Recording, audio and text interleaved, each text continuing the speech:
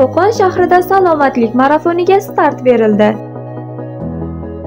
O'rda maydonida bo'lib o'tgan marafonning tantanali ochilish marosimida Qo'qon shahar hokimi Martjon Usmonov mamlakatimizda davlatimiz rahbarining tashabbuslari bilan tibbiyot sohasini yangi bosqichga olib chiqish, aholi salomatligini mustahkamlash borasida olib borilayotgan keng ko'lamli ishlarni ta'kidlab o'tib, bir oy davom etadigan ushbu marafon davrida ham kasalliklarni erta aniqlash va profilaktika qilish borasida yuksak natijalarga erishishimizga ishonch bildirdi.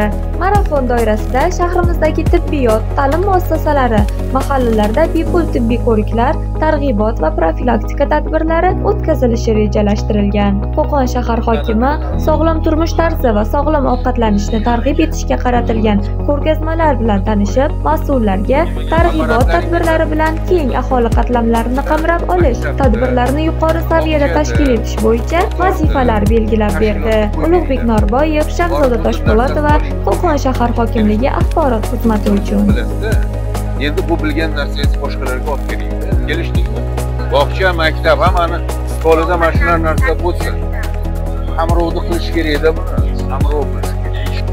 Mana masala qayta turibdi. Sizlar shunga o'rgatadigan bog'chada ota-onalari ko'rish kerak, maktabda bolalar ko'rish kerak.